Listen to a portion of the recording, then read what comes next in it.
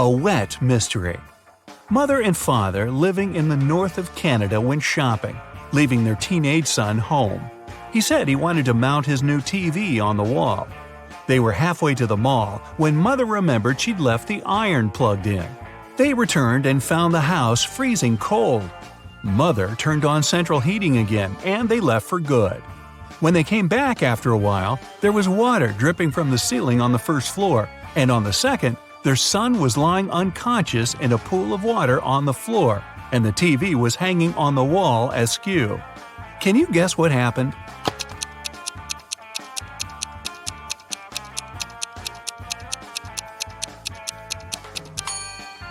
The young man hauled a big chunk of ice upstairs to stand on it while he mounted the TV. He turned off the heat for the ice to stay frozen, but when his mom turned it on again, the chunk melted and the boy slipped and fell. A code number. A detective who had been mere days away from cracking an international criminal gang has suddenly gone missing.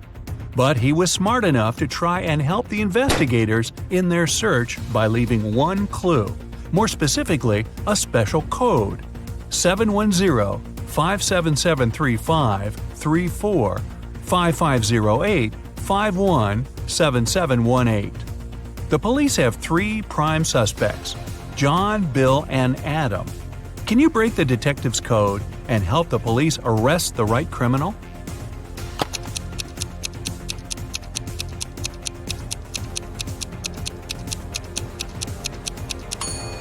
The numbers in the detective's code represent letters. If you read the message upside down, you'll notice that it says, "Bill is boss. He sells oil." So, Bill's your guy. Cuff him, boys. A lousy alibi. A man had been strolling through the park when someone suddenly hit him on the back of the head. Witnesses say the culprit had brown hair, blue eyes, and was wearing a baggy suit. The main suspect is Sean Baker, who matches the description perfectly. The police interrogate Sean, who gives his account of what happened. "I was just hanging out in the park, and I saw this man walking along the pathway. Then some other guy suddenly sprang out of the shrubs right in front of him and hit him. I ran home as fast as I could." The police ask him to give a description of the attacker. He answers, he had a red mustache, red hair, and a baggy suit on. However, one of the investigators says Sean is lying. How does he know?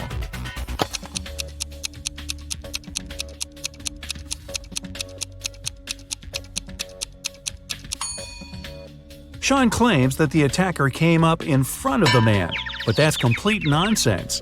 The man had been hit on the back of his head. Strange noises. Amy and Carl were lying in bed at night when they heard weird noises from their daughter Stacy's bedroom.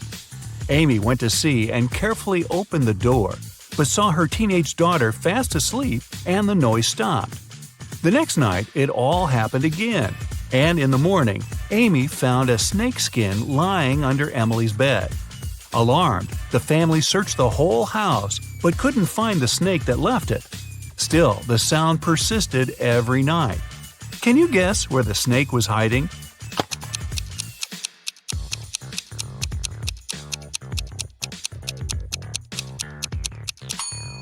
It was in the walls. At night, when it was quiet, the snake would crawl out in the open, but when everyone woke up again, it hid inside the pipes and between the boards. A careless granddaughter.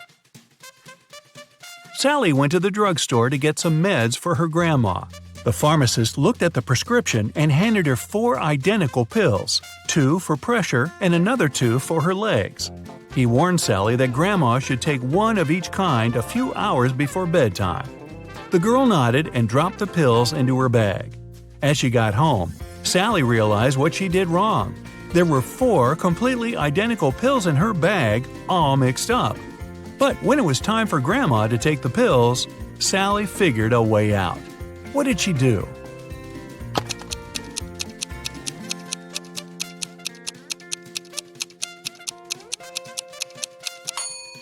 The only way out of this situation is to split all the pills in half and take 1/2 of each pill. This way, Grandma will definitely get the right meds. The chicken matter. Sally's grandma, yep, that same one, got 3 hens that gave her 3 eggs in 3 days.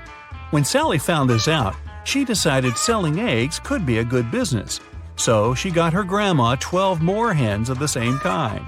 Sally can't wait to get her profit, who wouldn't be? But she's not that great at math. Can you help her figure out how many eggs Grandma will get in the next 15 days?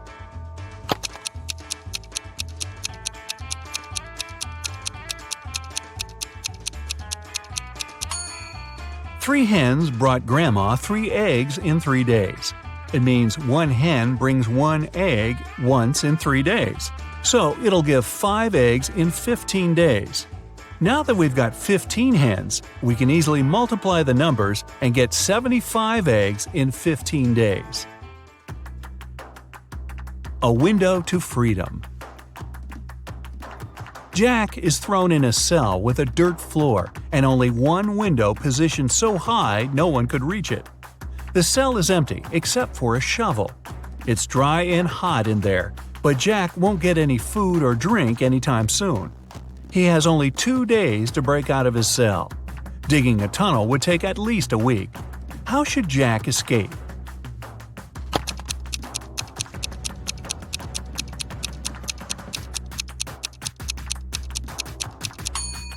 He should use the shovel to make a pile of dirt under the window, climb on it, and escape from the cell.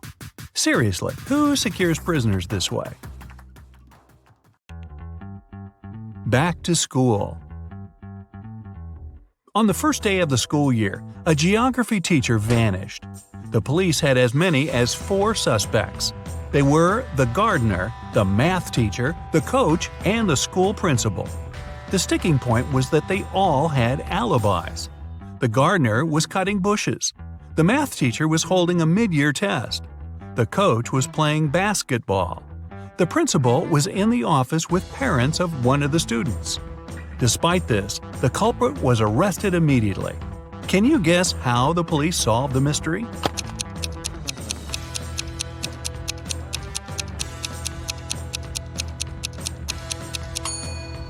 The math teacher was lying. According to his words, he was holding a mid-year test, but the geography teacher disappeared on the first day of the school year. Late delivery. A lonely old man lived in his house in the suburbs of a city. He led a quiet life and never left his dwelling for long. It was a midsummer Friday when the mail carrier walked by and called out for the man. There was no answer coming from inside the house. The carrier looked into the window and, oh no! He saw the house was a total mess, and the owner was nowhere to be seen. When the police arrived, they found a Tuesday's newspaper, 2 bottles of warm milk, and 1 bottle of cold milk. The next day, the robber was arrested. How did the police find out who it was so quickly?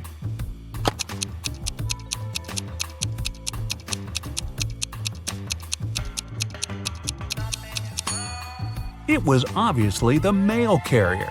He knew that no one in that house would read a newspaper on Wednesday or Thursday. That's why he only came on Friday. There's chemistry between them. A famous chemist went missing. There was no evidence found except for a piece of paper with the names of chemical substances on it.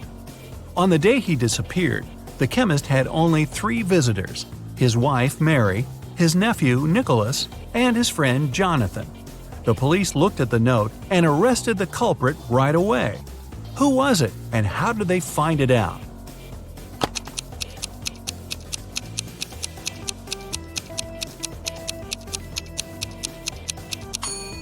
It was Nicholas, the chemist's nephew. If you combine the short names of the chemical substances on the paper, you'll get his name: Nicolas.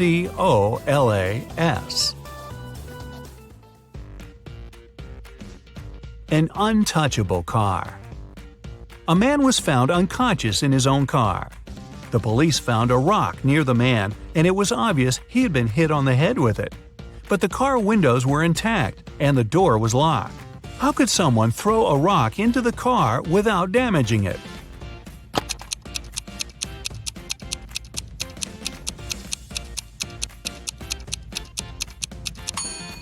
The car was a convertible, and when the rock was thrown, the roof had been down.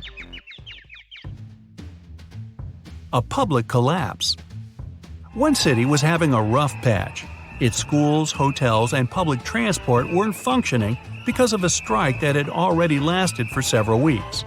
One night, someone hit the mayor of the city over the head. The man was rushed to a hospital, and the police arrested 3 suspects. Brandon stated that he had been walking along the street when he heard someone scream, but it was too dark and he couldn't see anything. John confirmed that he had heard a call for help as well, but he was too scared to check it out. As for Dylan, he claimed that he had been waiting for a bus at a bus stop and hadn't heard anything. Who attacked the mayor?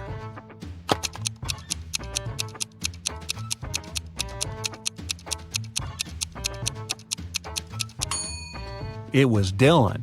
He couldn't be waiting for a bus since they hadn't been running for several weeks because of the strike.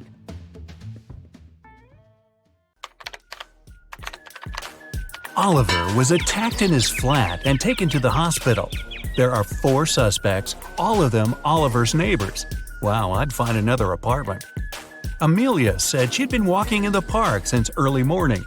Henry explained he had been painting in his studio and had heard nothing. Jacob said he had been repairing his car.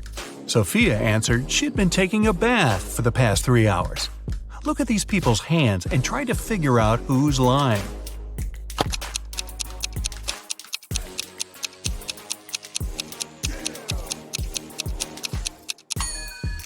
It's a bit strange that Jacob, who was repairing his car, and Henry, who was painting, both have such clean hands, but they could be wearing gloves. On the other hand, Sophia's hands and fingers don't have wrinkles. But it would be a natural skin reaction after 3 hours in a bathtub. Sophia, you've been caught smooth-handed. The police found out there was a new smuggler in town. 3 people were under suspicion: Luna, a school bus driver, Jackson, a fire truck driver, and Daniel, an ambulance driver. All of them claimed to have been busy with their work since the very morning. Can you figure out who's the smuggler?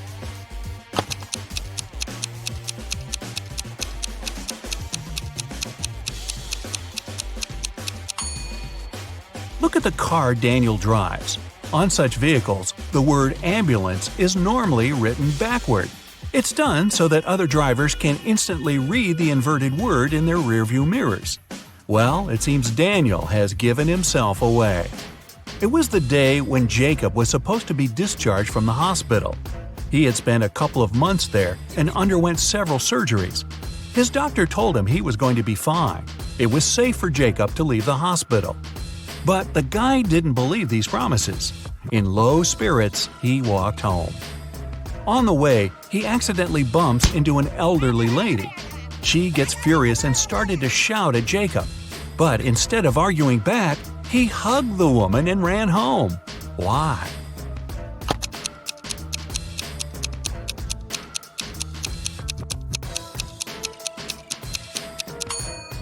Jacob had hearing loss. He didn't believe his problem could be helped. But when he heard the woman shouting at him, he realized the doctor had told him the truth. Maybe the doctor should have shouted. Chloe stayed late at the office that day. When she was driving home, the woman was worn out. At one moment, she even started to doze off. That's when it happened. She spun off the road and crashed through the fence that was on her way. She couldn't control the car anymore. It slipped down a steep hill and ended up in a lake. Chloe couldn't move her arms. They were stuck. She couldn't undo her seatbelt or open the door. The car sank to the bottom of the lake. Was Chloe doomed? Rescuers arrived 3 hours later. The woman was still in the car, but she was alive. How did she survive?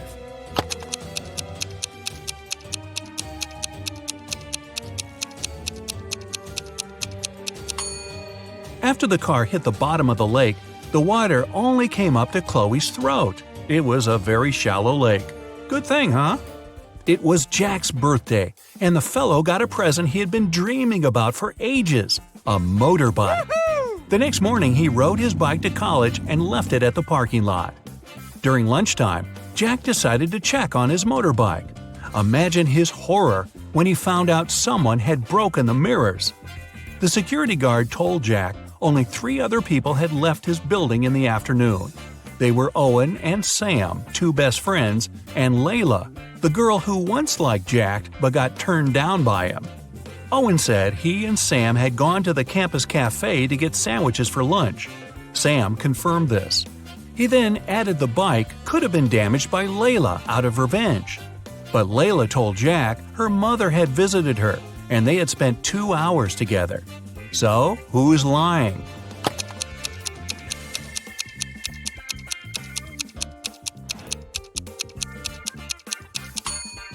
Owen has a paper bag with food delivery written on it.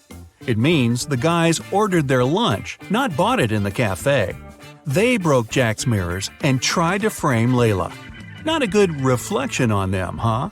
Detective Taylor was chasing a dangerous criminal. Suddenly, the man entered a hospital. Oh no, there are hundreds of rooms there. Luckily, it was raining and the criminal left footprints on the hospital floor. The detective followed them and got into a small room. There were 3 people there, all covered in bandages from head to toe. But one of them was a fake patient. Who?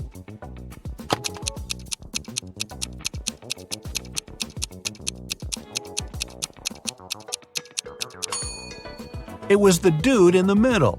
He didn't even have a medical chart next to his bed. Very quick job on the bandages, though. The CEO of a large company called the police. He was sure that one of his employees, Victoria, had stolen a memory card with secret information. She was going to sell it to their competitors.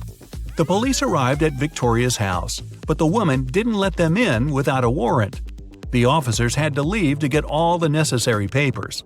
By the time they were back, Victoria had already been sitting in her car, ready to drive off.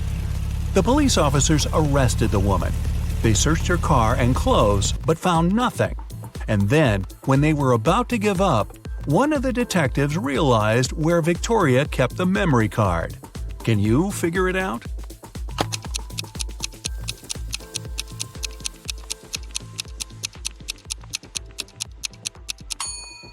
When the police first came to her, the woman had her hair down.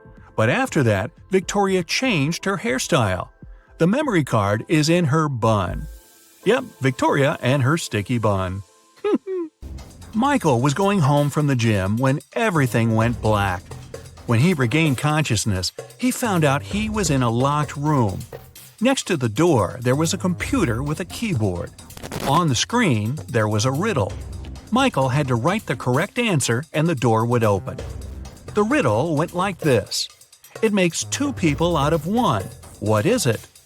Michael typed the needed word and the door opened. He was free to go. What was the answer?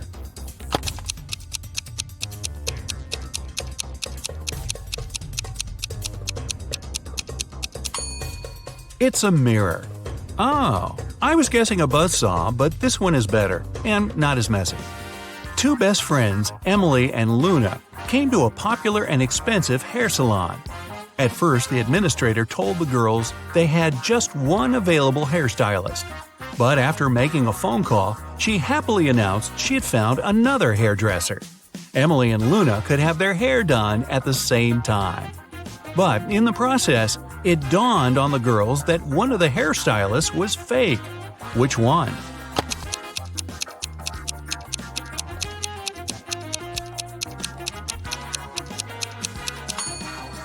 Both hairstylists are using regular scissors, but instead of hairspray, the one on the left is holding a can of bug spray. Yeah, that's a big clue right there. A man on a bike grabbed Sarah's bag with all her documents, money, and smartphone and sped off. The only way the girl can get her bag back is by taking someone's car and driving after the criminal. There are 3 vehicles parked nearby. Which one can Sarah break into and drive off, borrow?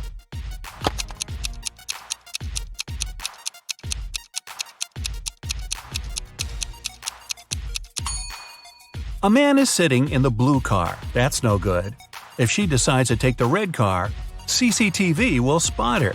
Her only option is the brown vehicle. Oh, and Sarah, don't forget to return the wheels when you get your bag back, otherwise you'll be Grand Theft Sarah. Mary and her younger brother Alex were mushroom hunting in the forest. Wait, mushroom hunting? What do? Sneak up on them so they don't escape? Anyway, they started to quarrel. Alex got angry and ran away. After several minutes, Mary rushed after him. She was still fuming, but also worried. Soon, the girl reached a small river. A man was sitting on the shore. Did you see a teenager here?" Mary asked. "Yep, he's just taken a boat and made it to the other side." But Mary didn't believe the man. Why?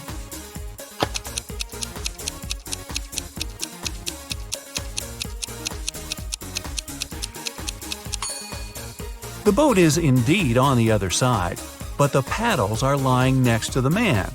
How could the boy cross the river without them? So, where's Alex? Kidnapped by the escaped mushrooms? We may never know. Ella came to a party that took place in her best friend's house. It was a riddle party. All the guests had to crack mysteries and participate in different challenges. Ella's task was to get out of a locked room in the basement. The girl was blindfolded, taken downstairs, and left alone. After pulling the piece of cloth off her eyes, Ella noticed the door had a code lock. She also spotted a sheet of paper lying on the floor next to the door. There were 4 flowers drawn there. Ella looked at them for a while and entered the correct code. The door opened and the girl joined the party. So, what was the code?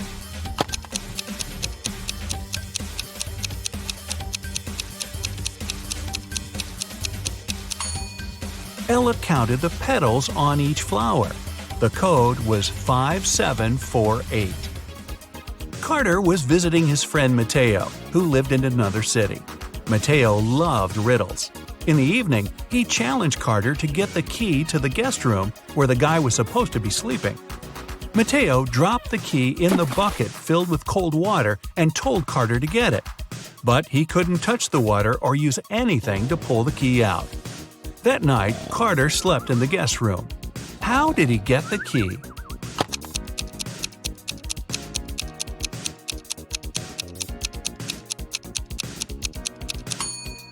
He put the bucket over a fire. The water started to boil and soon evaporated. After that, Carter picked the key up. Mateo was steamed. Nora was an insurance agent. Once, her client called her early in the morning. The woman was in tears. At night, someone had broken into her house. By the time the woman had enough courage to go downstairs, the thief had already taken all the valuables. When she looked out of the window, the man was running away. "Do you remember what he looked like?" Nora asked. The client answered, "It was still dark outside. I understood it was a man, tall and thin. He had dark hair and was wearing a V-neck t-shirt." Nora immediately realized her client had staged the burglary. How did she figure it out?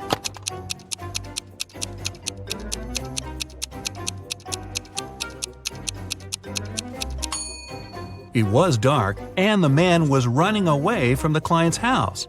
Then how could the woman see he was wearing a V-neck t-shirt? Beats me.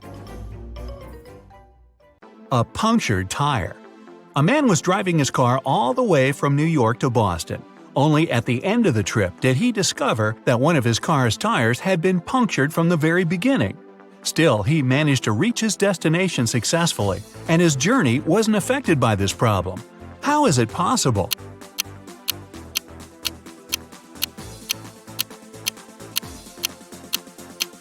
The punctured tire was the spare one. A tricky ploy. A big company director returned from lunch and discovered that his safe had been broken into and all the money had been taken from it. Inside, he saw a note, "Don't even consider calling the police." Well, the man did exactly the opposite. He called the police and told them he suspected that his half-brother David was to blame. One of the police officers visited David and asked him several questions, but the man showed the detective his right arm, which was in a cast. "Look, I broke my arm just a couple of days ago. I couldn't get into my brother's office or write a note." The police officer had nothing to do but leave. He decided to have lunch in a cafe across the road from David's apartment. Half an hour later, the detective noticed the man leaving home. At that very moment, the detective realized that the brother was guilty after all and rushed to arrest him. How did he understand?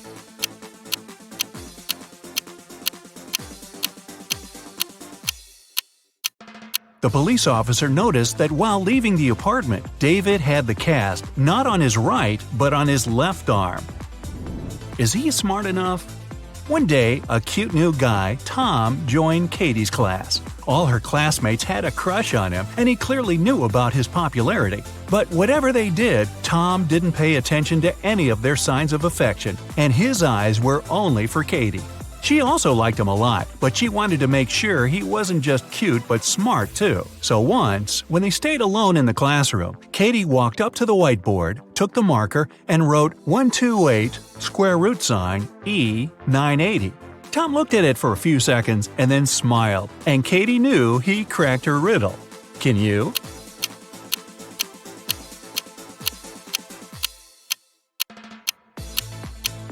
Mathematically, this riddle doesn't make any sense, but if you wipe the upper half of the whole expression, you'll get I love you. Takes a bit of wit, huh? A fired manager. Mark, Jim, and Bob work as managers in the same office. One day, one of them is fired, and one gets a promotion. The remaining manager wants to resign at first, but then changes his mind. You know that the one who's fired is older than the rest and single.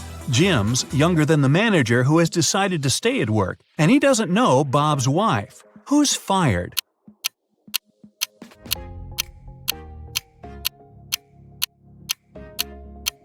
It's not Jim because he's younger than the manager who stays. It's also not Bob because he's married. It means that Mark has been fired, Jim has got a promotion, and Bob has decided to stay in his position. An antique dealer's riddle. David was a famous antique dealer in his town, but there were loads of people who envied him. The man had a young, beautiful daughter, Lisa. One evening, when the antiquarian was busy in his workshop, his phone rang. A man told him that they had David's daughter. If he wanted to see her again, he had to give his jewelry collection to a man waiting at the doors. It wasn't the first time someone was threatening David. That's why he requested to talk to his daughter. He asked her just one question. I have 2 hands, but I can't scratch myself. What am I? When David heard no answer, he said, "It's not my daughter," and hung up. What's the answer to this riddle?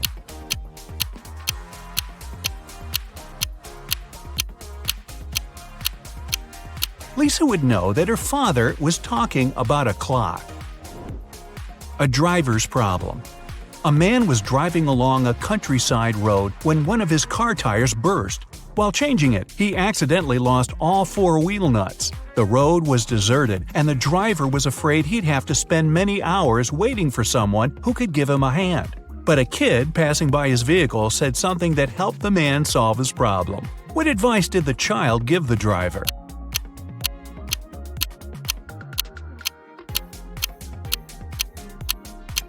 The kid told the man to remove 1 nut from each of the remaining wheels and use them to secure the new tire. This way, the man could get to the nearest service station. Notorious shoplifters.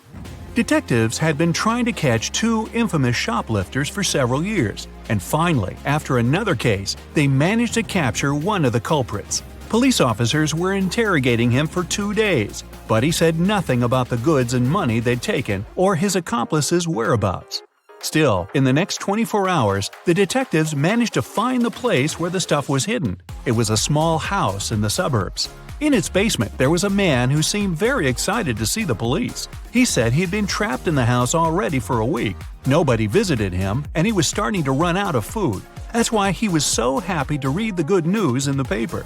The police officers immediately realized it was the accomplice they'd been looking for. How?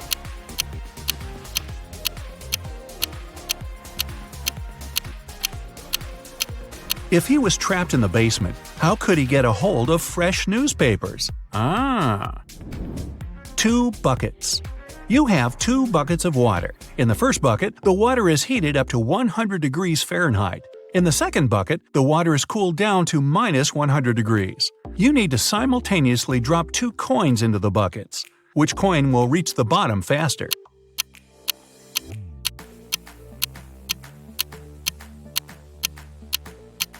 The coin thrown into the warm water. The other won't sink at all because the water in the bucket is frozen. Let it go.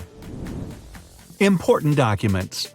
John, the director of a big company, managed to persuade his partners to sign a super important agreement. He then put this document into a folder and left it on the table in his private office. When he returned to work the next morning, the folder was gone. Surprise, surprise. John gathered all the employees who were in the office at that time and questioned them. The cleaning lady said she had been busy washing the floor and hadn't paid attention to anything around. The designer explained he hadn't left his working place even once. What's more, being an artist, he didn't have any interest in agreement documents. The accountant admitted that he had entered John's office to have some documents signed, but once he noticed there was no one inside, he immediately left. Who took the folder with the agreement?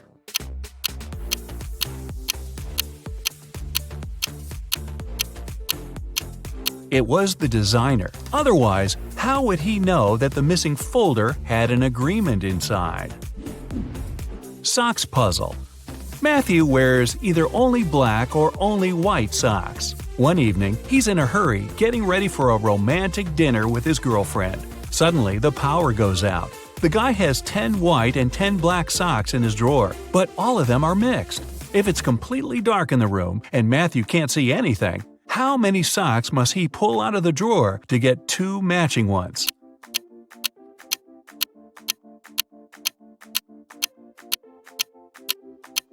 Just 3. In a set of 3 socks, he's bound to have 2 socks of the same color. A smart teacher.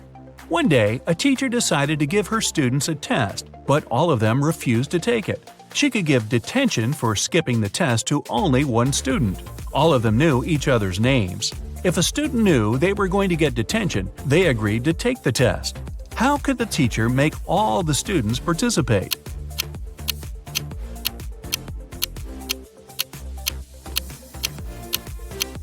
She told them that she'd give detention to the student whose name came first alphabetically. Then this person wouldn't skip the test. The next person on the list wouldn't skip as well, and so on until the end of the list. Hidden treasure. Martha really loved her little sister Mary, but once she had to go away for the whole day. She didn't want Mary to miss her too much or get bored. That's why she organized a treasure hunt for the girl. Before Martha left, she gave her little sister a map. She told the girl if she followed the instructions, she'd find a real treasure. Mary followed the map to a T. She made the exact number of steps and turned at all the right spots. She eventually got to the end and started digging. The little girl dug and dug, but still found nothing. Naturally, she was pretty upset.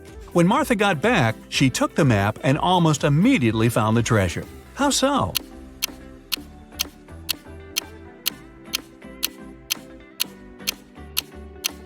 Martha made one major mistake when she was drawing the map. Her steps were a lot bigger than Mary's. That's why the younger girl couldn't find the spot where Martha had hidden the treasure. What happened to Prom King? Soon after Bob became king on prom night, he vanished. Poof, like that. His teachers were looking for him everywhere. They believed there were 3 people who could be behind his disappearance. Bob's rival Joe said he had been dancing all night with his girlfriend and hadn't seen Bob. Bob's classmate Dennis claimed he hadn't been feeling well, so he spent all night in the lounge. Laura, Bob's secret admirer, said she had been counting the votes for the election. The teachers knew who was behind the disappearance right away.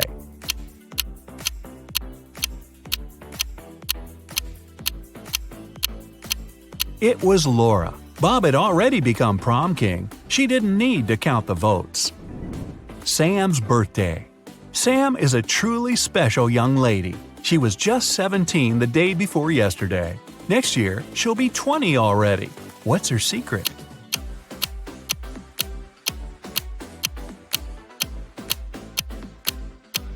Sam's not a time traveler or anything. She was born on December 31st. So if today is January 1st, it's correct to say that she was 17 the day before yesterday. She turned 18 the next day, she'll be 19 on the last day of this year, and next year she'll be 20. You suddenly wake up trapped in a dark room. Your only source of light is a candle. There are 2 doors in front of you. Behind one of them, there's a tunnel that will lead you outside to freedom. Behind the other, just a cold brick wall. You have a key that will open only one of the doors, and you can try it just once. So how do you know which door to try?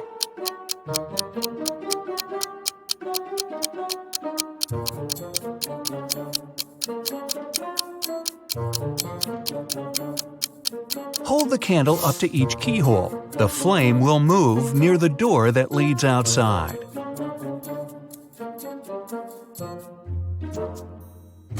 You escape to freedom, but you need to send some important documents to your friend Beth. You can't mail them in a regular package because the precious papers will get stolen. So you put them in a box and lock it. But Beth doesn't have the key to this lock. How can you send the papers if you can't send the key to the lock separately?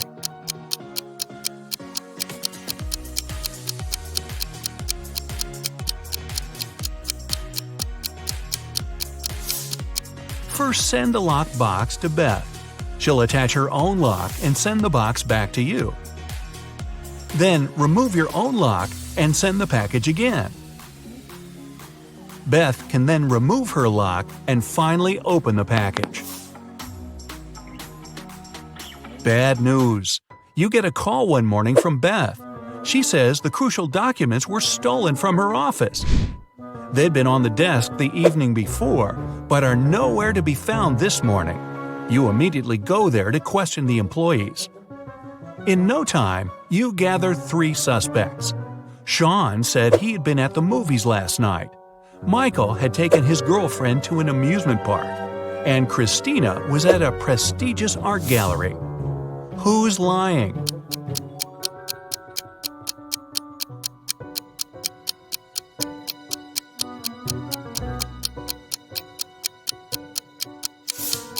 Sean. His movie ticket isn't torn.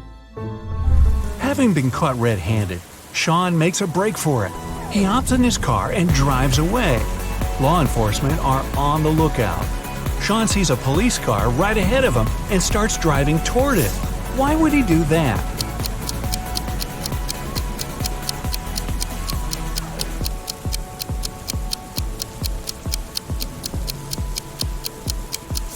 He was on a bridge. He needed to go toward the patrol car to get to the other side and make his escape. No such luck for poor Sean. He gets caught and locked up.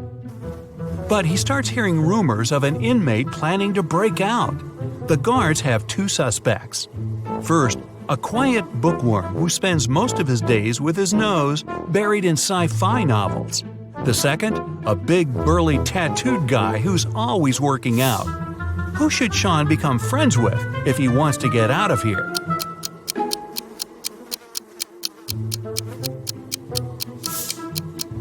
The bookworm.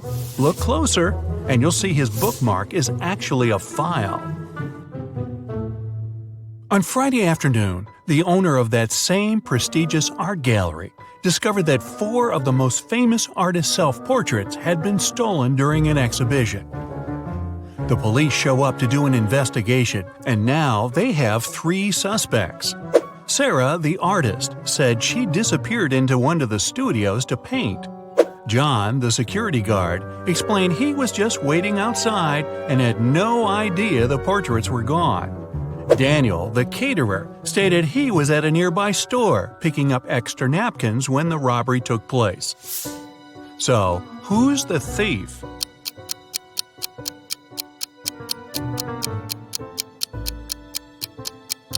It's the security guard. He couldn't have known the stolen paintings were portraits if he was standing outside. As fate would have it, there was another incident that night. Michael, who never really liked what passed for art in modern times, rushed into the gallery and caused millions of dollars worth of damage to several paintings. Yet the gallery's owner thanked him for his actions. How come?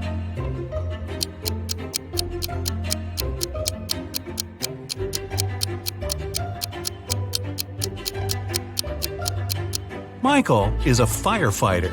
The water from his hose damaged several masterpieces, but he still managed to extinguish the fire and save many more works. They awarded Michael a big check in gratitude. He heads home just in time to get his 5 kids all packed up for a camping trip that weekend. Mike and his wife are really looking forward to having the weekend for themselves to relax. But when they woke up on Saturday, they discovered the check was missing from their safe. Once the officers showed up, they interviewed the 3 people who were in the house that morning. The chef said he was in the kitchen getting school lunches packed. The cleaner said he finished cleaning quickly that day and left early. The butler had just gotten back after taking the kids to camp 3 hours away. Who's lying?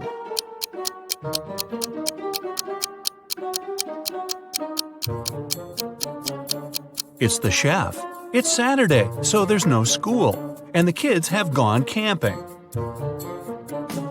Meanwhile, on the other side of town, a scientist is working on something bizarre. He invites Kevin and Claire as blind test subjects for his new serum invention.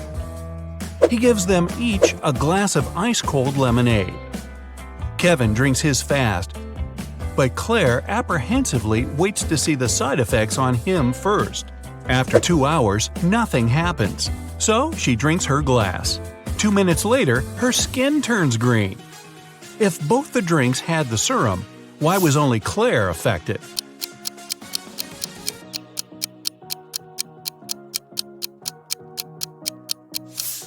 The serum was in the ice. Since Kevin drank his fast, none of it got in the lemonade. Claire runs out of the lab in horror. She gets in her car and speeds off. As she's driving down a long, empty road, one of her tires pops off. Good thing she has a spare in the trunk. But here's the problem. She now has no lug nuts to put the spare on with. So what should Claire do?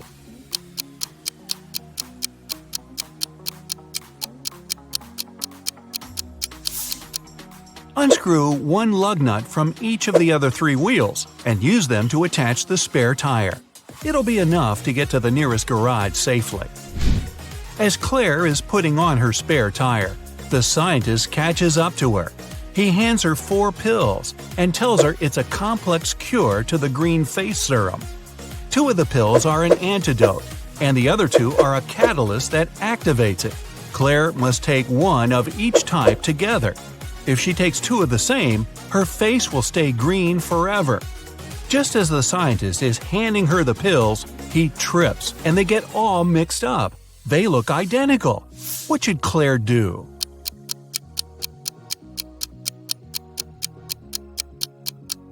Grind the tablets up, mix all the powder together, and divide it in 2 parts. Each half will have the same amount of catalyst and antidote. It worked, and just in time. Whew! The next day, Claire has a big calculus exam. But funny enough, all the students in the class refuse to take it. Professor Miller can expel only 1 student for skipping the test.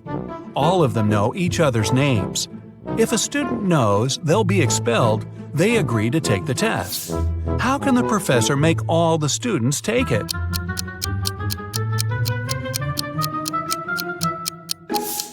She should tell them she'll expel the student whose name comes first alphabetically. Then this person won't skip the test. The next person on the list won't skip either, and so on until the end of the list. The next day, class isn't any easier. Professor Miller grabs her cup of coffee, takes a sip, goes to set it down, and what's this? It's stuck to her hand. Somebody put glue on the cup, and she's got 3 suspects. Look carefully to find out which student is playing tricks on the professor.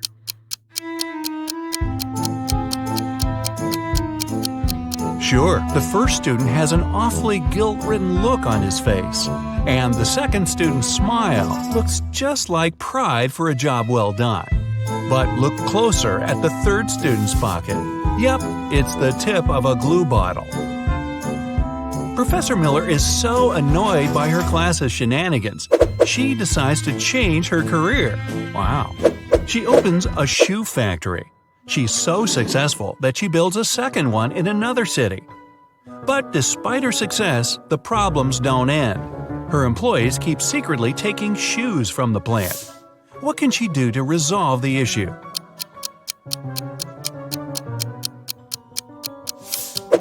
Have one of her factories start making only left shoes and the other only right ones.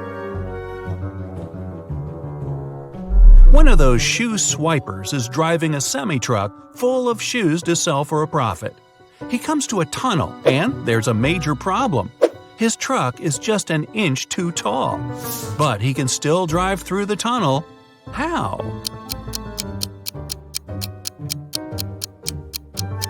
Let some of the air out of the tires. It'll lower the truck just enough. When the shoe swiper gets through the tunnel, he comes to a fork in the road. One goes to the town, the other to never-ending wilderness. There are guides standing at each. The catch? One always tells the truth, the other always lies. The driver doesn't know who's who, and he's only allowed one question. What should he ask to find out which road goes to town?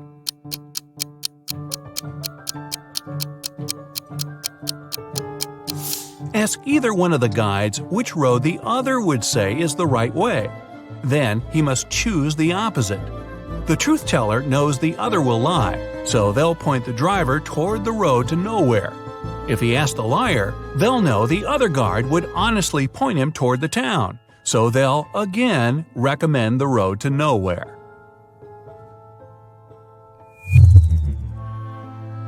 The shoe thief takes the road to town, but he has another puzzle to answer before he's allowed to enter. The guard at the gate asks him one simple question. What's the logic in the order of the following words? Fun, blue, bee, more, and dive.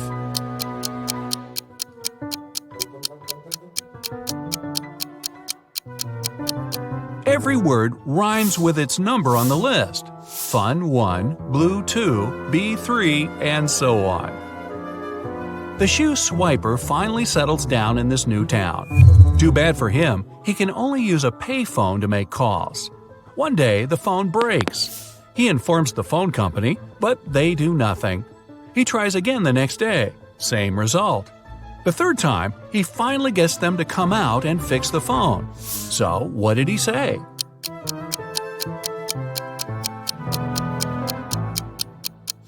He claimed that people were making calls without paying.